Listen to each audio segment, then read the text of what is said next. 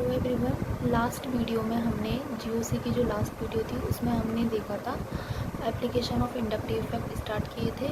उनमें से कुछ एप्लीकेशन तो हमारे हो चुके थे, उनमें से ये 3 एप्लीकेशन रह गए थे जिनको हम आज डिस्कस करेंगे। सबसे पहले इसमें देखेंगे रिएक्टिविटी ऑफ अल्कोहल, उसके बाद देखेंगे एसिडिक नेचर ऑफ कंपाउंड्स कि कंपाउंड्स के एसिडिक नेचर हम कैसे देखते हैं on the basis of inductive effect. फिर हम बेसिक नेचर ऑफ कंपाउंड्स देखेंगे कि बेसिक नेचर हम कैसे देखते हैं कंपाउंड्स के on the basis of inductive effect. सबसे पहले हम स्टार्ट करते हैं रिएक्टिविटी ऑफ अल्कोहल्स। इसमें क्या होता है, अब अल्कोहल में क्या होता है, ये ROH यही तो होता है अल्कोहल।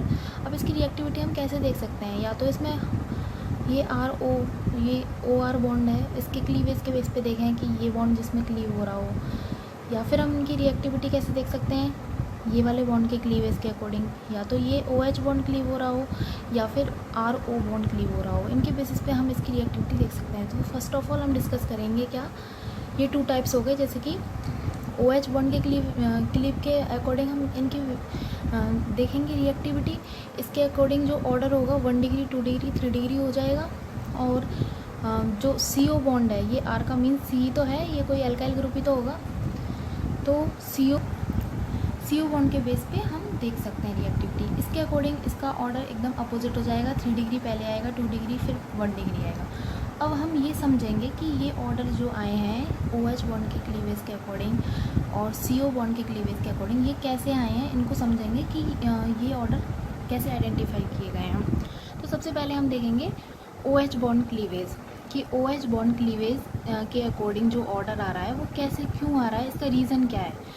जैसे कि OH बॉन्ड क्लीवेज हम करेंगे तो क्या होगा, जैसे कि ये अल्कोहल है कोई, ये OH है, इधर ये O है, ये 1 डिग्री अल्कोहल हो गया, कैसा हो गया 1 डिग्री हो गया। ये कैसा हो गया 2 डिग्री हो गया। ये कैसा हो गया 3 डिग्री अल्कोहल हो गया। ठीक है, अब इसमें हम जब इसको क्लीव करेंगे OH बॉन्ड को तो H+ निकलेगा यहाँ से, तो बनेगा क्या, नेगेटिव ही तो बनेगा। मतलब इसमें 1 डिग्री से लगा हुआ है, ये 2 डिग्री से लगा हुआ है और ये 3 डिग्री से लगा हुआ है। इसमें क्या है H+ निकल रहा है ना, H+ निकल रहा है इसमें, तो इसमें ऑर्डर जो आ रहा है 1 डिग्री 2 डिग्री 3 डिग्री आ रहा है।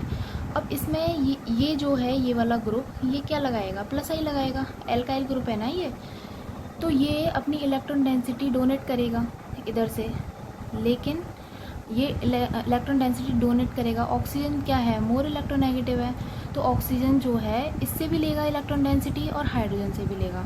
अब ये जो है, अब इसमें देखते हैं हम, ये 2 डिग्री है, 2 डिग्री अल्काइल ग्रुप है, तो यहाँ से दो डोनेटिंग वाले ग्रुप आ गए, +I लगाएंगे, तो ये ज़्यादा इलेक्ट्रॉन डेंसिटी डोनेट करेगा, ऑक्सीजन इससे ज़्यादा विड्रॉ करेगा, तो ये हाइड्रोजन से कम विड्रॉ करेगा, क्योंकि इसकी ज़्यादा जो मतलब फिलमेंट जो हो रही है, इलेक्ट्रॉन डेंसिटी जो इसको चाहिए वो किससे मिल रही है, 2 डिग्री वाले से मिल रही है, क्योंकि यहाँ पे +I ज़्यादा है तो यहाँ से ज़्यादा ले लेगा, ये हाइड्रोजन से कम ले पाएगा। इधर इस वाले केस में ये 3 डिग्री आ गया, ये और ज़्यादा डोनेट करेगा इलेक्ट्रॉन डेंसिटी, तो यहाँ से ये और ज़्यादा ले लेगा ऑक्सीजन, तो हाइड्रोजन से ये यहाँ पे बहुत ही कम ले पाएगा। तो हम इसमें एक चीज़ देख रहे हैं कि यहाँ से हाइड्रोजन से जो खींचने वाली जो पावर है ऑक्सीजन की, वो क्या हो रही है, वो कम होती जा रही है ना, क्योंकि यहाँ पे 1 डिग्री है तो ये तो कम दे रहा है इलेक्ट्रॉन डेंसिटी, तो इसलिए ये सारी इलेक्ट्रॉन डेंसिटी हाइड्रोजन से ले रहा है।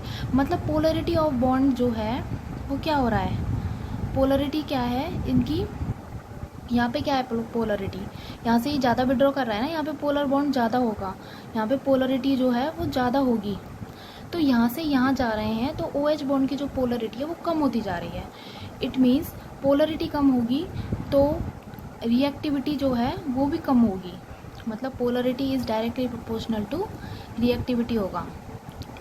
ये रहा less charge separation in OH bond, charge separation less हो रहा है ना, क्योंकि यहाँ पे चार्ज सेपरेशन सबसे ज़्यादा है, यहाँ पे नेगेटिव सबसे ज़्यादा हुआ, क्योंकि यहाँ पे ये इससे ज़्यादा विड्रॉ करेगा और ये भी ज़्यादा देगा हाइड्रोजन।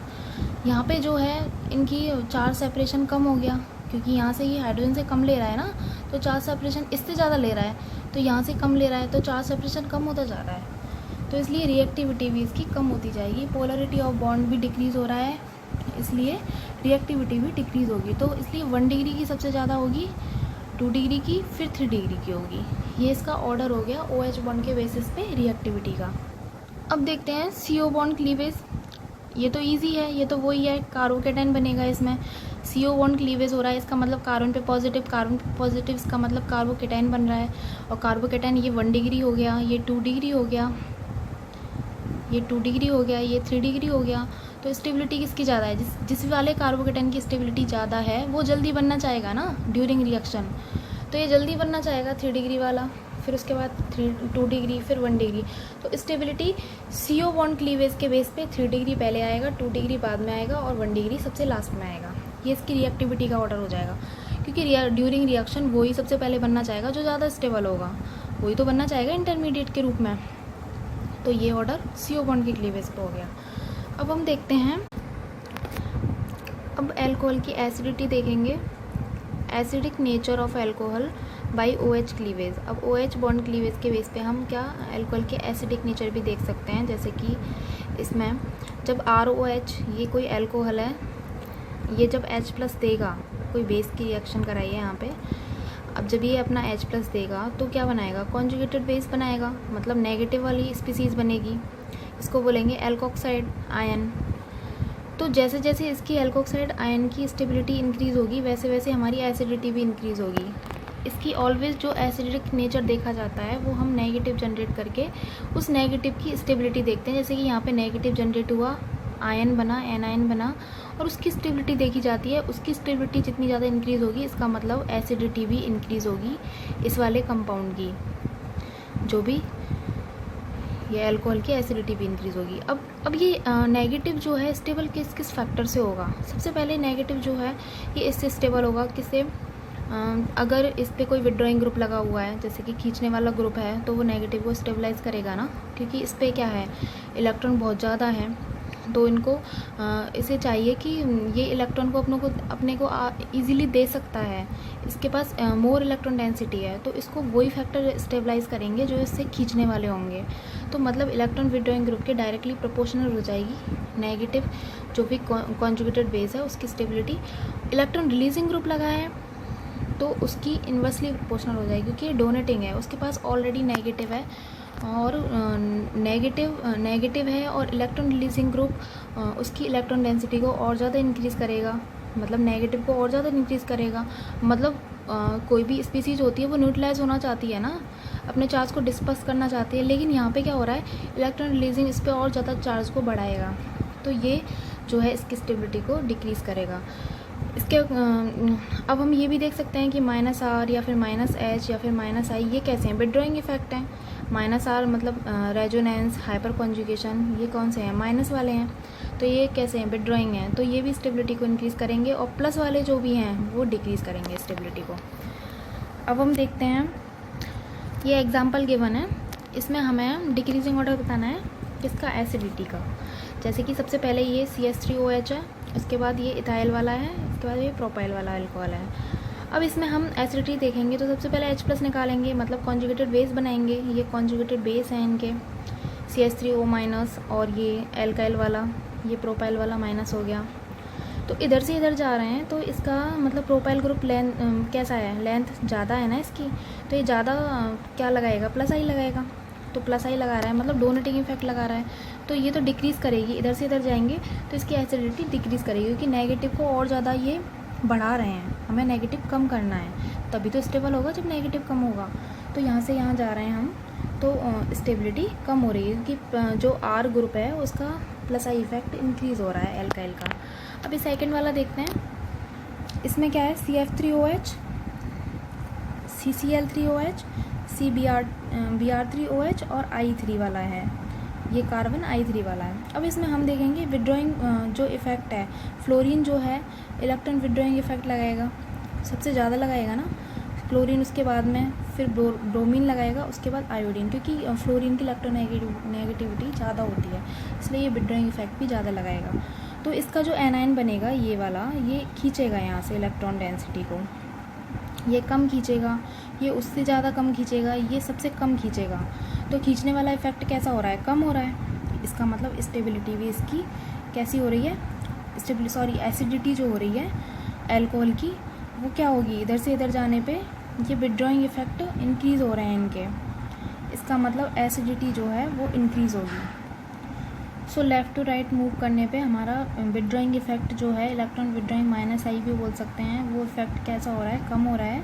इसलिए हमारी जो स्टेबिलिटी है ऑफ कॉन्जुगेटेड बेस है वो भी डिक्रीज़ हो रही है। इसका मतलब कॉन्जुगेटेड बेस की स्टेबिलिटी मतलब नेगेटिव जो है उसकी स्टेबिलिटी डिक्रीज़ हो रही है, तो इसका मतलब एसिडिटी ऑफ अल्कोहल भी डिक्रीज़ होगी, क्योंकि कॉन्जुगेटेड बेस की स्टेबिलिटी बढ़ेगी तो एसिडिटी भी बढ़ेगी। ये कंसेप्ट है इसका, ठीक है, ये हो गया।